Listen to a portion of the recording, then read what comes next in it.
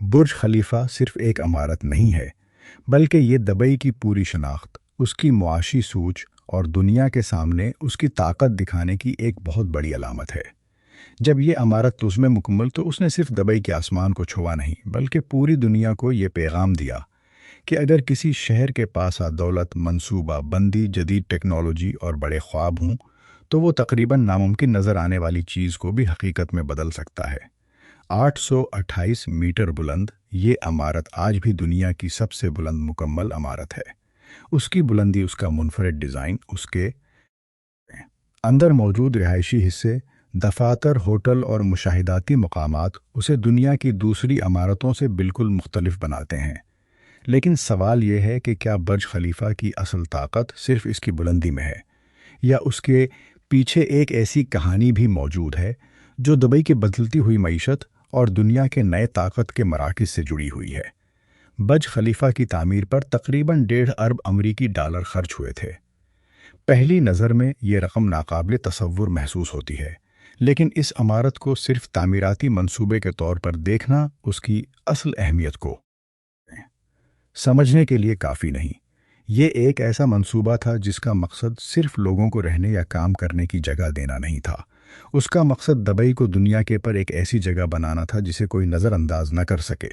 Dubai کے پاس نہ تو لندن جیسی صدیوں پرانی سیاسی تاریخ تھی، نہ پیرس جیسا ثقافتی ورثہ، اور نہ ہی نیویارک جیسا صنعتی پس منظر۔ اس لیے دبئی نے ایک مختلف راستہ اختیار کیا۔ اس نے اپنی پہچان جدید تعمیرات، آسائش، سیاحت، کاروبار اور غیر معمولی منصوبوں کے ذریعے بنانی شروع کی۔ برج خلیفہ اسی حکمت عملی کا سب سے بڑا اظہار تھا۔ جب آپ برج خلیفہ کو دیکھتے ہیں تو شاید آپ کو صرف ایک بلند عمارت نظر آتی ہے، لیکن اس کے اندر کئی مختلف معاشی سرگرمیاں ایک ساتھ چل رہی ہیں۔ اس میں پرتعیش اپارٹمنٹس موجود ہیں، دفاتر موجود ہیں، اور سیاحوں کے لیے مشاہداتی مقامات موجود ہیں۔ اس کا مطلب یہ ہے کہ اس عمارت کی آمدنی کسی ایک ذریعے پر منحصر نہیں۔ اگر رہائشی حصے میں طلب کم ہو تو ہوٹل اور سیاحت اپنا کردار ادا کر سکتے ہیں۔ اگر کاروباری سرگرمیوں میں تبدیلی آئے تو دوسری آمدنی عمارت کو سہارا دے سکتی ہے۔ یہی مخلوط استعمال کا بنیادی فائدہ ہے، لیکن اس کے ساتھ ایک پیچیدگی بھی ہے۔ جب ایک ہی عمارت میں مختلف شعبے کام کر رہے ہوں تو ہر شعبے کے مسائل بھی پوری عمارت کے ماحول پر اثر ڈال سکتے ہیں۔ رہائشی حصے کی مثال لے لیں تو اس کی رہائشی حیثیت غیر معمولی تھی۔ دنیا بھر کے دولت مند افراد کے لیے یہاں رہنا صرف گھر خریدنا نہیں تھا، بلکہ گھر کا نہیں تھا، بلکہ ایک حیثیت حاصل کرنا تھا۔ آپ یہ کہہ سکتے تھے کہ آپ دنیا کی بلند ترین عمارت میں رہتے ہیں۔ اس جملے کی اپنی ایک طاقت تھی، لیکن وقت کے ساتھ دبئی بدل گیا۔ برج خلیفہ کے بعد سینکڑوں نئی بلند عمارتیں وجود میں آئیں۔ نئی عمارتوں میں جدید سہولیات، نئے نقشے، بہتر توانائی کے نظام اور مختلف طرز زندگی کے مطابق رہائشی منصوبے سامنے آئے۔ اس کا مطلب یہ نہیں کہ برج خلیفہ اچانک خراب عمارت بن گیا۔ ایسا بالکل نہیں ہے۔ مسئلہ صرف یہ ہے کہ جو چیز کبھی انتہائی منفرد تھی، وہ اب ایک ایسے شہر میں موجود ہے جہاں غیر معمولی چیزیں خود معمول بنتی جا رہی ہیں۔ یہی وہ نقطہ ہے جہاں برج خلیفہ کی کہانی دلچسپ ہو جاتی ہے۔ عمارت کی جسمانی عمر بڑھ رہی ہے، لیکن اس کی علامتی عمر کا سوال اس سے بھی زیادہ اہم ہے۔ 15 یا 16 سال پہلے دنیا میں کسی عمارت کے پاس ایسا مقام حاصل کرنا بہت مشکل تھا۔ آج دبئی میں رہنے والے یا وہاں جائیداد خریدنے والے افراد کے پاس بہت زیادہ انتخاب موجود ہیں۔ اگر کسی شخص کا مقصد صرف ایک پرتیش رہائش حاصل کرنا ہے تو اس کے پاس برج خلیفہ کے علاوہ کئی جدید عمارتیں موجود ہیں۔ لیکن اگر اس شخص کا مقصد دنیا کی سب سے مشہور عمارت میں رہنا ہے تو برج خلیفہ اب بھی تقریباً بے مثال ہے۔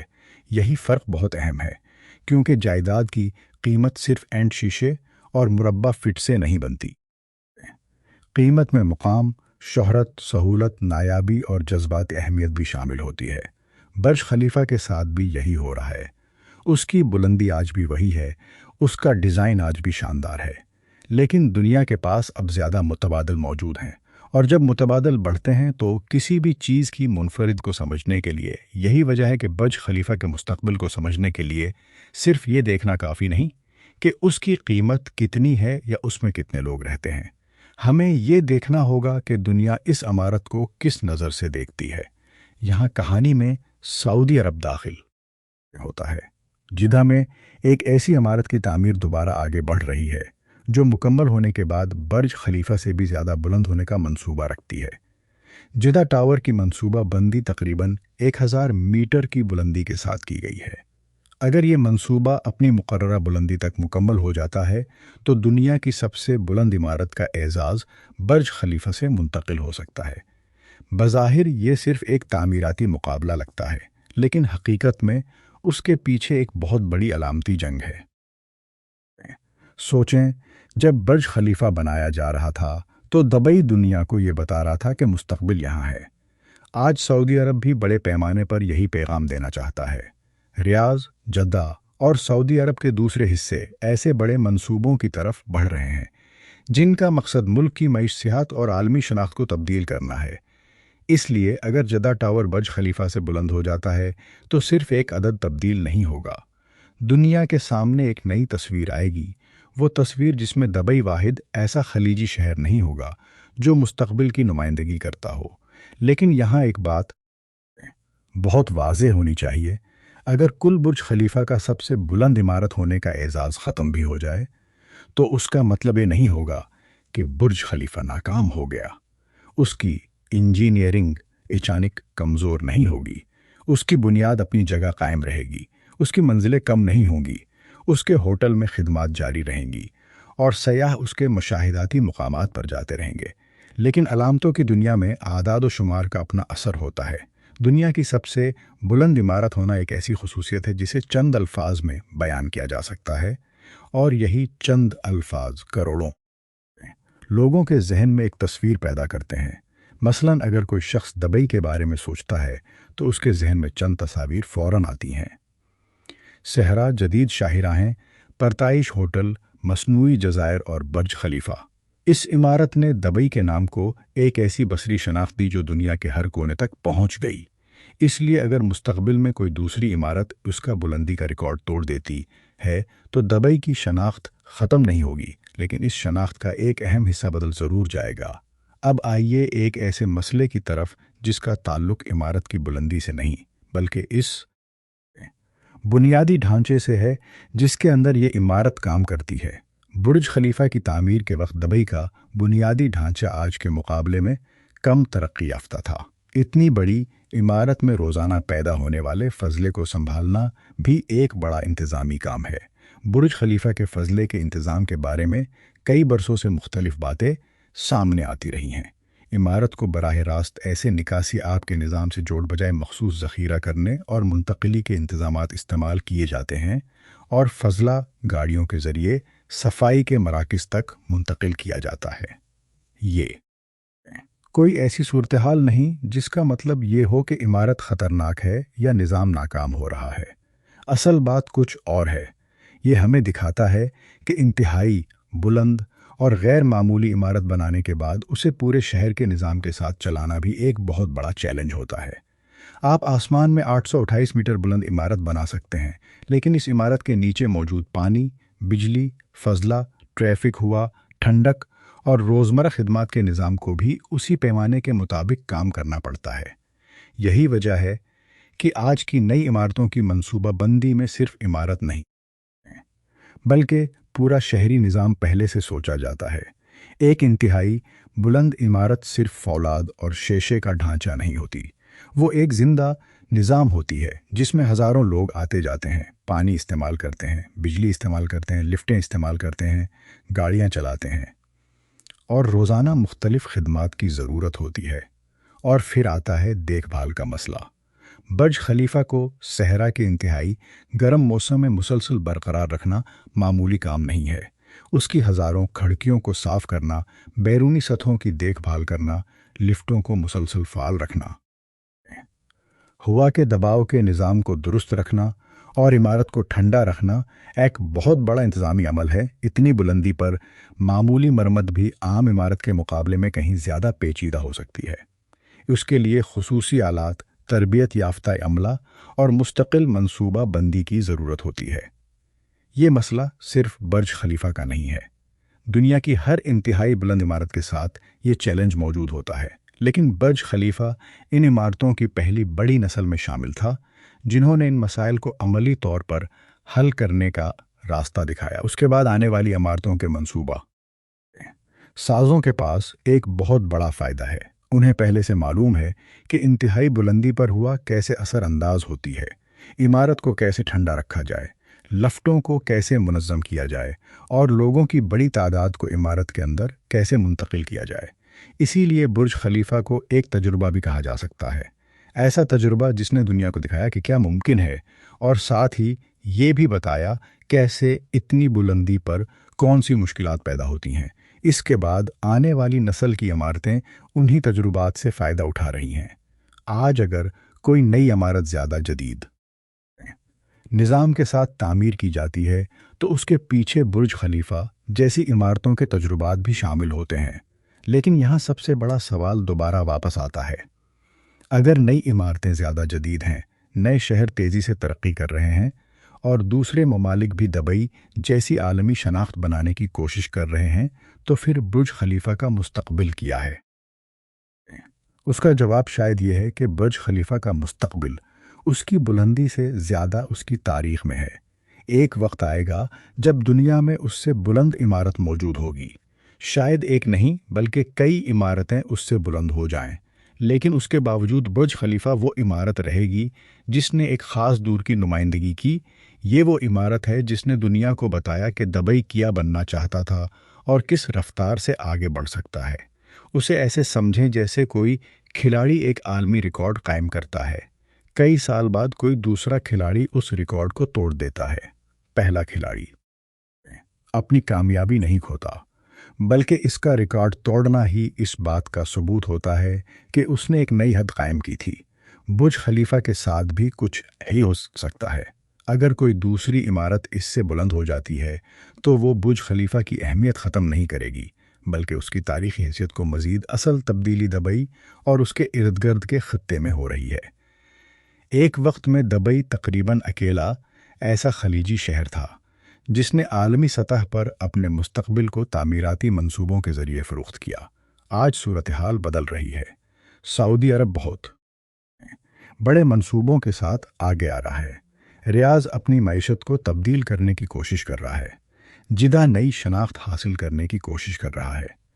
نیوم جیسے منصوبے ایک ایسے مستقبل کا تصور پیش کر رہے ہیں جو صرف دبئی کی نقل نہیں بلکہ اس سے آگے جانے کی کوشش بھی کر سکتا ہے۔ یہ مقابلہ صرف عمارتوں کا مقابلہ نہیں ہے، یہ سرمایہ کاری، سیاحت، کاروبار، ہنرمند افراد، عالمی توجہ اور مستقبل کے بارے میں تصور کا مقابلہ ہے۔ جس شہر کے پاس بہتر بنیادی ڈھانچہ، بہتر کاروباری ماحول، زیادہ سیاحتی کشش اور زیادہ مواقع ہوں گے، وہ زیادہ لوگوں کو اپنی طرف متوجہ کر سکتا ہے۔ اور یہی وہ جگہ ہے جہاں برج خلیفہ کی کہانی ایک عمارت سے نکل کر پورے خطے کی کہانی بن جاتی ہے۔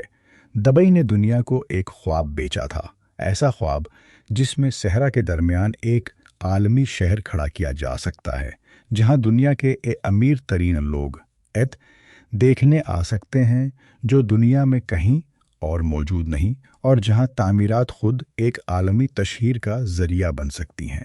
یہ حکمت عملی کامیاب ہوئی، لیکن ہر کامیاب حکمت عملی کے ساتھ ایک مسئلہ بھی ہوتا ہے۔ جب دوسرے لوگ اس حکمت عملی کو سمجھ لیتے ہیں تو مقابلہ شروع ہو جاتا ہے۔ آج خلیج میں یہی ہو رہا ہے۔ دوسرے ممالک نے دیکھا کہ دبئی نے کیسے سیاحت کو اپنی معیشت کا حصہ بنایا، کیسے عالمی کمپنیوں کو اپنی طرف متوجہ کیا، کیسے بڑے تعمیراتی منصوبوں کو تشہیر میں تبدیل کیا اور کیسے ایک شہر کو عالمی برانڈ بنایا۔ اب وہی ممالک اپنے انداسی میدان میں داخل ہو رہے ہیں۔ اس لیے برج خلیفہ کے سامنے اصل چیلنج یہ نہیں کہ کوئی عمارت اس سے بلند بن جائے گی، اصل چیلنج یہ ہے کہ کیا دبئی مستقبل میں بھی اتنا ہی متعلقہ اور پرکشش رہ سکے گا جتنا وہ پچھلی 2 دہائیوں میں رہا ہے۔ اگر کوئی شخص خلیج میں کاروبار شروع کرنا چاہتا ہے تو وہ کہاں جائے گا؟ اگر کوئی دولت مند شخص جائیداد خریدنا چاہتا ہے تو وہ کس شہر کو ترجیح دے گا؟ اگر کوئی سیاح جدید عرب دنیا کا مستقبل دیکھنا چاہتا ہے تو وہ کس شہر کا انتخاب کرے گا؟ یہی ہوں گے جو آنے والے برسوں میں زیادہ اہم ہوں گے۔ اور اس سب کے باوجود برج خلیفہ آج بھی اپنی جگہ مضبوطی سے کھلا ہے۔ اس کے مشاہداتی مقامات پر لوگ آ رہے ہیں، ہوٹل کام کر رہا ہے، رہائشی یونٹس استعمال ہو رہی ہیں، دفاتر میں کاروبار جاری ہے۔ عمارت کی روشنی رات کے وقت دبئی کے آسمان کو روشن کرتی ہے۔ یعنی یہ کہنا کہ برج خلیفہ ختم ہو رہا ہے یا ناکام ہو رہا ہے، حقیقت کے خلاف ہوگا۔ زیادہ درست بات یہ ہے کہ برج خلیفہ ایک نئے مرحلے میں داخل ہو رہا ہے۔ پہلے یہ مستقبل کی نمائندگی کرتا تھا، اب یہ مستقبل کی تاریخ کا ایک اہم حوالہ بن سکتا ہے۔ پہلے لوگ اسے دیکھ کر پوچھتے تھے کہ انسان اتنی بلند عمارت کیسے بنا سکتا ہے۔ آنے والے برسوں میں لوگ شاید اسے دیکھ کر پوچھیں گے کہ دبئی نے اتنی بڑی تبدیلی کیسے پیدا کی تھی۔ یہ فرق بہت اہم ہے۔ ایک عمارت جو کبھی مستقبل کی علامت تھی، وہ وقت کے ساتھ ماضی کی ایک تاریخی علامت بھی بن سکتی ہے، بغیر اس کے کہ اس کی قدر ختم ہو۔ جیسے دنیا کی مشہور تاریخی عمارتیں آج بھی اہم ہیں، حالانکہ وہ اپنے کے ساتھ جدید عمارتیں نہیں رہیں۔ برج خلیفہ کے ساتھ بھی ایسا ہی ہو سکتا ہے۔ اس کی سب سے بڑی طاقت شاید ہمیشہ اس کی بلندی نہیں رہے گی، بلکہ یہ حقیقت رہے گی کہ اس نے ایک پورے شہر کے خواب کو ایک قابل مشاہدہ حقیقت میں بدل دیا تھا۔ اور شاید یہی برج خلیفہ کی اصل کہانی ہے۔ یہ عمارت گر نہیں رہی، یہ بنیاد کوئی ایسا بحران نہیں، اس کی بنیاد میں جس سے دنیا کو خوفزدہ ہونا چاہیے۔ اصل تبدیلی ہمارے ارد گرد کی دنیا میں ہو رہی ہے۔ نئے شہر بن رہے ہیں، نئے منصوبے سامنے آ رہے ہیں، نئی عمارتیں تعمیر ہو رہی ہیں، اور خلیج میں عالمی مقابلہ تیزی سے بڑھ رہا ہے۔ ایک دن شاید کوئی عمارت برج خلیفہ سے بلند ہو جائے، شاید اس کے بعد کوئی اور عمارت اس نئے ریکارڈ کو توڑ دے، لیکن اس سب کے باوجود برج خلیفہ ایک ایسی لکیر کھینچ کر جا چکا ہے جسے عبور کرنا ہر نئی عمارت کے لیے ایک تاریخی کامیابی سمجھی جائے گی، کیونکہ کسی بھی ریکارڈ کی اصل اہمیت صرف اس وقت نہیں ہوتی جب وہ قائم کیا جاتا ہے، بلکہ اس وقت بھی ہوتی ہے جب پوری دنیا اس ریکارڈنے کی کوشش کرتی ہے۔ برج خلیفہ نے دبئی کو صرف ایک بلند عمارت نہیں دی، اس نے دبئی کو ایک ایسی تصویر دی جو دنیا کے ذہن میں ہمیشہ کے لیے محفوظ ہو گئی۔ اب آنے والے برسوں کا سوال یہ نہیں کہ برج خلیفہ کتنی دیر تک دنیا کی سب سے بلند عمارت رہے گا۔ اصل سوال یہ ہے کہ جب اس سے بلند عمارتیں دنیا میں کھڑی ہو جائیں گی تو برج خلیفہ کس چیز کی علامت بن کر باقی رہے گا؟ شاید جواب یہ ہوگا کہ یہ وہ عمارت تھی جس نے ایک شہر کے خواب کو عالمی حقیقت بنا دیا، ایک ایسی عمارت جس نے صحرا کے درمیان کھڑے ہو کر پوری دنیا کو حیران کیا، اور جس نے خلیج کے دوسرے ممالک کو بھی یہ سوچنے پر مجبور کیا کہ اگر دبئی یہ کر سکتا ہے تو ہم اس سے آگے کیا کر سکتے ہیں۔ اور یہی وجہ ہے کہ برج خلیفہ کی کہانی ابھی ختم نہیں ہوئی۔ شاید اس کا سب سے بلند ہونے کا دور ایک دن ختم ہو جائے، لیکن اس کی تاریخی اہمیت ختم نہیں ہوگی، کیونکہ عمارتیں وقت کے ساتھ پرانی ہوتی ہیں، ریکارڈ ٹوٹتے ہیں، نئی عمارتیں بنتی ہیں، لیکن وہ علامتیں جو کسی دور کی سوچ کو ظاہر کرتی ہیں، برج خلیفہ بھی ایسی ہی ایک علامت ہے، ایک ایسا نشان جو ہمیں بتاتا ہے کہ دبئی نے کبھی صرف ایک عمارت بنانے کا خواب نہیں دیکھا تھا، بلکہ اس نے پوری دنیا کو یہ دکھانے کا خواب دیکھا تھا کہ مستقبل کیسا نظر آ سکتا ہے۔